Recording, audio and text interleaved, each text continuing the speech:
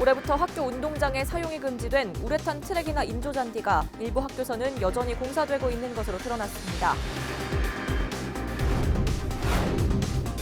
오는 4월 총선에 출마 의사를 밝힌 대구 경북 예비 후보자 10명 중 3명은 전과가 있는 것으로 나타났습니다. 경주 방패장이 1년 만에 다시 가동을 시작했습니다.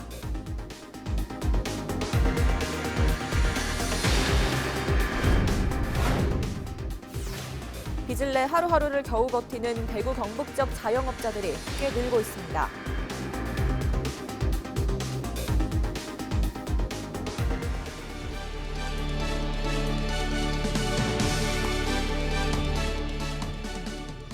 여러분 안녕하십니까? 헬로티비 뉴스 대구 경북입니다.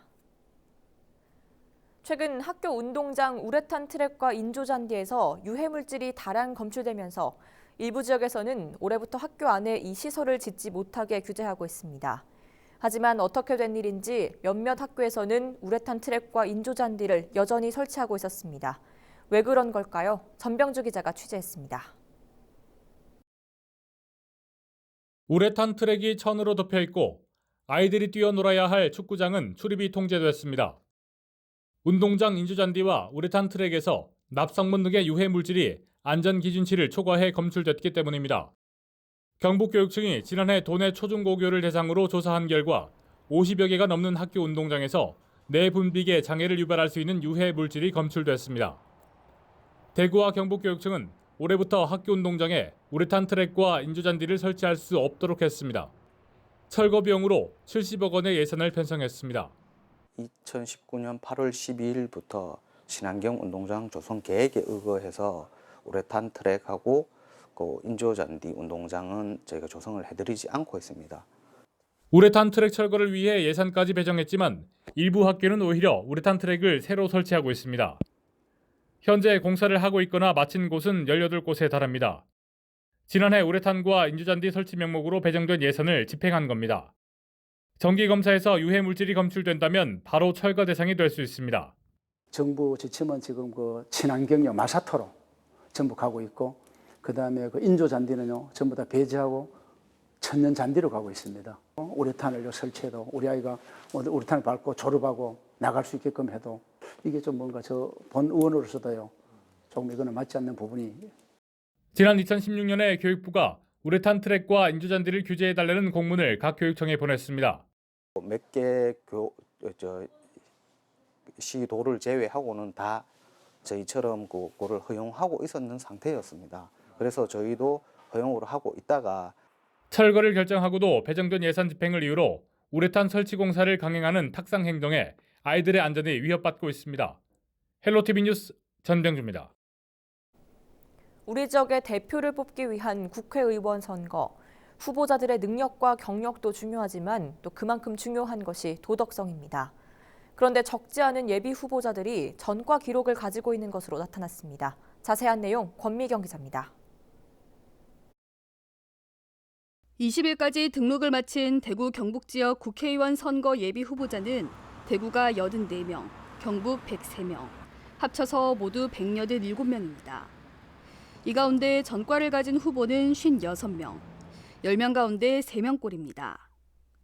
전과 한 건을 가진 사람이 29명, 2건 11명, 3건 이상은 16명이었습니다. 전과 기록이 많게는 9건이나 되는 후보도 있었습니다. 후보별 전과 기록을 자세히 살펴봤습니다. 전체 전과 기록 131건 가운데 음주운전, 무면허 운전을 포함한 도로교통법 위반이 26건으로 가장 많았습니다. 그 다음으로는 교통사고 처리 특례법 위반이 13건으로 두드러졌습니다. 이 밖에 폭력, 절도, 사기, 성폭력 범죄도 있었습니다. 국회의원은 국민의 대표이고 대표는 그 대표에 걸맞는 도덕성과 자질을 기본적으로 갖춰야 되는 거고요. 상식적으로 좀 용납하기 힘든 전과를 가진 예비 후보자 같은 그런 유권자들이 좀 걸러나가고 좀 심판하는 그런 과정들이 필요하다고 생각합니다. 전과 기록은 후보자의 됨됨이를 파악하는 여러 중요한 기준 가운데 하나입니다. 후보별 자세한 정보는 선거관리위원회 홈페이지에서 확인할 수 있습니다. 헬로티비 뉴스 권미경입니다.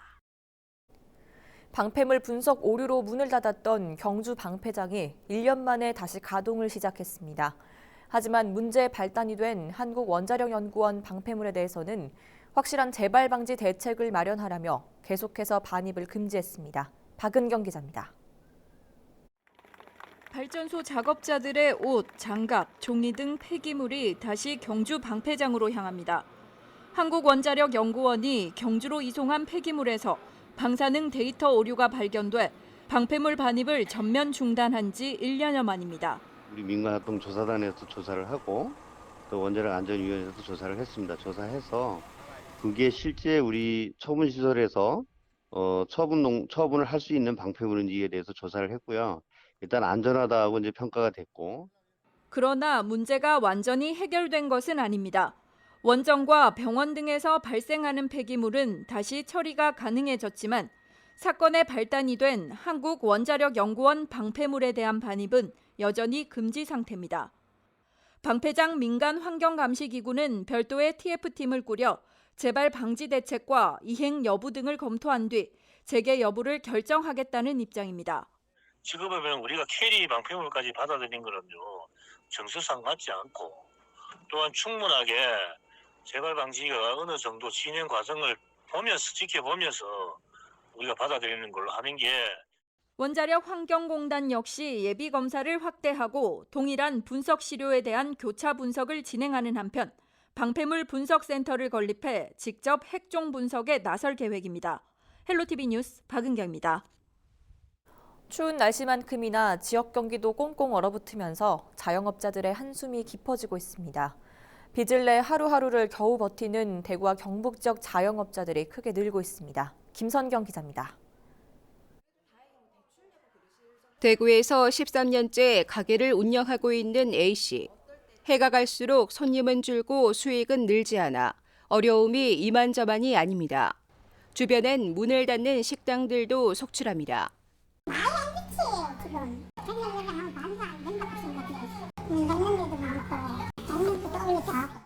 대구와 경북 지역 자영업이 휘청이고 있습니다. 지난해 6월 말 기준 대구와 경북 자영업자 대출 규모는 59조 원으로 전년보다 1조 9천억 원 뛰었습니다. 특히 비은행권인 이른바 제2금융권에서 돈을 빌린 비중이 크게 늘어 최근 4년 새 10%가량 증가했습니다. 빚을 갚을 능력이 청장년층보다 상대적으로 적은 노인층 자영업자들의 대출 비중도 빠르게 늘고 있고 석 달 이상 돈을 갚지 못한 장기 연체자들도 급증하고 있습니다. 전문가들은 지역 경기 둔화가 장기화되면서 자영업 불황이 계속될 경우 대출 건전성이 나빠질 수 있다고 우려합니다. 비은행권은 저소득, 저신용 차주의 비중이 높기 때문에 이쪽 건전성 악화는 좀 유의해서 봐야 될 것으로 보여집니다. 따라서 이것을 위해서는 좀 관련 모니터링에 좀 더 모니터링을 강화할 필요가 있다고 보여집니다. 대구의 소득 대비 대출 비율은 비수도권 가운데 최고 수준인 911%. 지역 경제를 떠받치는 자영업을 살리기 위한 특단의 대책이 필요해 보입니다. 헬로티비 뉴스 김상영입니다. 설 대목을 앞두고 전통시장에 모처럼 활기가 돌고 있습니다. 명절 장을 보러 온 손님들로 시장이 북적대면서 상인들도 신바람을 내고 있습니다. 윤경보 기자의 보도입니다. 20일 5일장으로 열린 포항 오천시장이 손님들로 북적입니다. 설을 앞두고 제수용품을 사려는 주부들의 발길이 몰리며 시장에는 활기가 돕니다. 암만 해도 좀 물건이 좀 좋아 보이고 좀 헐고 가격이 좀 헐습니다. 마트에 가는 것보다 마트에는 딱 그거를 해가지고 가격을 붙여놓잖아요. 근데 이거는 또 한 개 더 주려고 하면 더 주고. 아침부터 손님들로 북새통을 이루자 상인들도 신바람을 냅니다. 손님과 흥정을 하면서도 연신 열리는 지갑에 덤을 챙겨주기도 합니다. 소량으로 구매할 수 있는 데다 볼거리와 정이 넘치는 것이 전통시장의 매력입니다. 5천만 하더라도 인구가 한 5만 명이 넘거든요. 주말이 되면은 상당히 젊은 분들이 많이 시장을 찾습니다. 와서 농산물이나 또 이렇게 또 먹거리도 보면서 또 사람들하고 얘기도 하면서 그런 쇼핑을 하는 그런 걸 많이 볼 수 있습니다. 이런 가운데 포항시 등 기관단체에서도 전통시장 장보기 행사를 갖는 등 골목 상권 살리기에 힘을 보태고 있습니다. 특히 포항시는 올해 소상공인들의 경영 안정을 위한 각종 지원 정책을 확대하고 역대 최대 규모의 포항사랑 상품권 발행을 계획하고 있습니다. 우리 소상공인들을 위한 정책들을 올해 집중적으로 실시할 예정입니다. 직접적인 영향을 줄 우리 포항사랑 상품권도 과거에 1,000억 정도에서 발행하던 것을 지금 배로 해서 한 2,000억 정도 올해 발행을 하고. 한편 한국농수산식품유통공사는 전통시장에서 설 차례상을 준비할 경우 대형마트보다 86,000원 정도를 아낄 수 있다고 밝혔습니다. 장기 불황으로 인해 찬바람이 불던 포항의 전통시장에 명절 대목을 맞아 모처럼 반가운 훈풍이 불고 있습니다.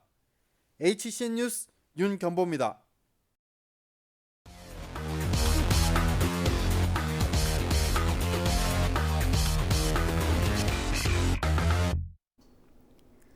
대구 경북에서 주목할 만한 소식을 모은 뉴스 인사이드 오늘도 시작합니다. 첫 번째 키워드 먼저 보시죠.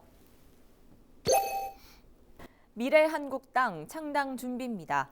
미래한국당 대구시당이 21일 자유한국당 대구시당 강당에서 창당 대회를 열었습니다. 22일엔 경북도당이 잇따라 출범합니다. 경북 영주, 문경 예천 지역구인 자유한국당 최교일 의원 사무실에서 열릴 예정인데요. 정당을 설립하려면 최소 5개 시도당 창당 대회를 열어야 하기 때문입니다.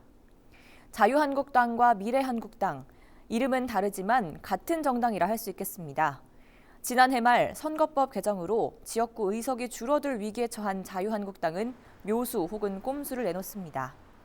비례대표 의석을 챙기기 위해 위성정당격인 비례한국당을 만들겠다고 한 건데요. 중앙선관위가 당 이름으로 비례 땡땡당을 사용할 수 없다는 판결을 내리자 미래한국당으로 당명을 바꿨습니다. 발음이 비슷하면서도 뜻이 좋은 단어를 택했다는 것이 관계자의 설명입니다. 자유한국당은 미래한국당과 선거를 치르게 될까요? 깃발만 꽂으면 당선된다는 말이 나오는 보수 텃밭에서 미래한국당 행보에 관심이 모아지고 있습니다. 두 번째 키워드는 위조 지폐 주의보입니다. 이번 설을 앞두고 재래시장이나 마트에서 현금을 사용할 때 5만 원이나 만원권 더 잘 살펴봐야겠습니다. 사람들이 몰리고 현금 거래가 활발한 이 혼잡한 틈을 타서 위조 지폐를 내고 이 지폐가 거스름돈으로 사용되는 사례가 쉽게 발생할 수 있기 때문입니다.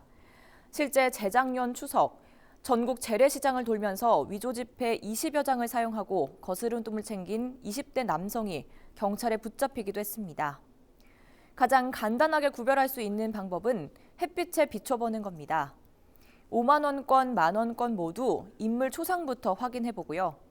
인물 초상이 있다면 5만 원권은 지폐 좌측에 있는 은색 홀로그램이 있는데 태극 무늬가 있는지를 확인해 구별할 수 있습니다. 사실 지폐의 두께와 재질부터 다르기 때문에 조금만 주의를 기울인다면 쉽게 구별해낼 수 있다고 합니다. 만약 위조 지폐로 의심이 되는 경우 그대로 보존한 후에 신속히 경찰에 신고해달라고 당부했습니다. 마지막 키워드 띄워주시죠. 만원의 행복입니다. 단돈 만원으로 버스를 타고 대구 경북의 구석구석 명소를 둘러보는 당일치기 프로그램이 좋은 반응을 얻고 있습니다. 경북도와 경북관광공사는 지난 18일부터 대구 경북 관광의 해를 맞이해서 버스 타고 대구 경북 여행 이벤트를 시작했습니다. 여행 코스는 유네스코 세계문화유산을 둘러보는 역사 문화, 백두대간을 동해안의 아름다운 자연, 깔끔하고 맛있는 먹거리 등을 테마로 계절별로, 시기별로 다양하게 구성됩니다. 어디서 출발하는지 궁금해지는데요. 매주 토요일과 일요일, 서울 강남역과 경기 수원역, 부산 서면역에서 출발합니다. 다음 달 29일까지는 11개 여행 코스에 대해 전화 예약 신청을 받고 있습니다. 웹사이트 구축이 끝나는 3월부터는 인터넷 홈페이지에서 코스와 상세한 일정도 보고 예약할 수 있습니다. 지금까지 뉴스 인사이드였습니다.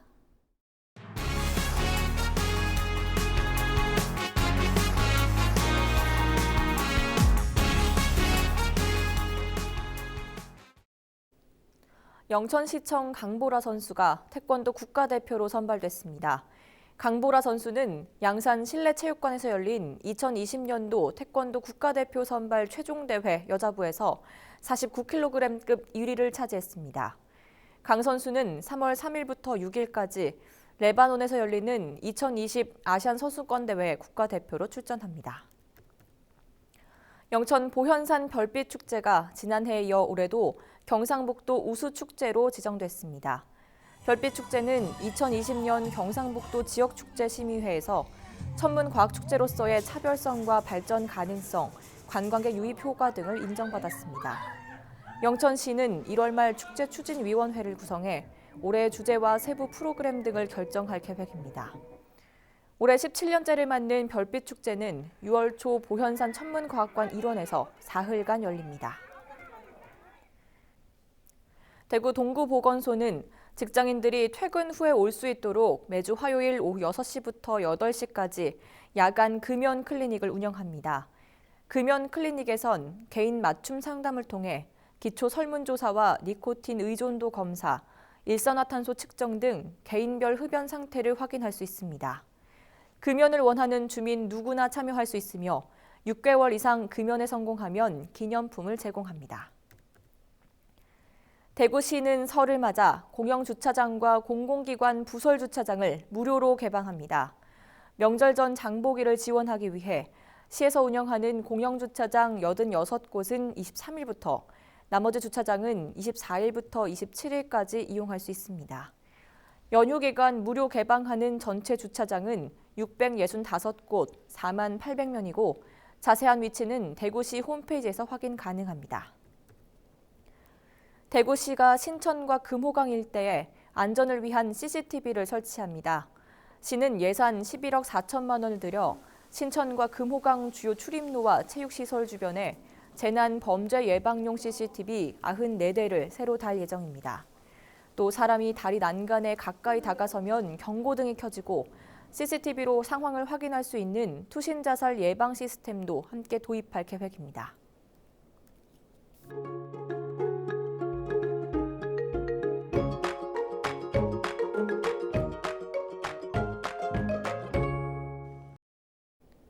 수요일 우리 지역은 흐리다가 오후부터 비가 오겠습니다.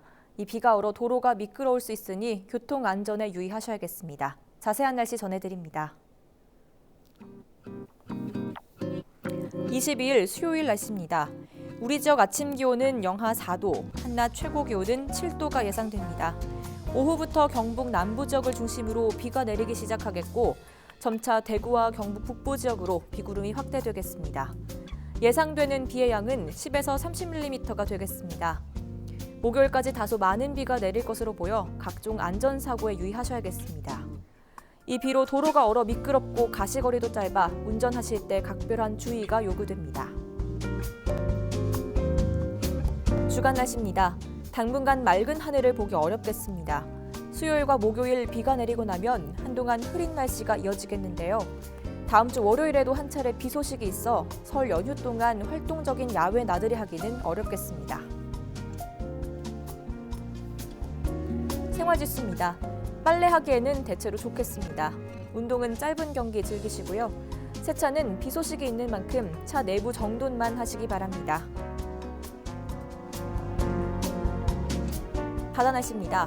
동해 남부 앞바다는 0.5에서 1.5m, 동해 남부 먼바다는 1에서 2m로 일겠습니다. 동해 남부 해상에도 흐리고 비가 내릴 것으로 보입니다. 날씨 정보였습니다. 이상으로 뉴스를 모두 마칩니다. 시청해주신 여러분 고맙습니다.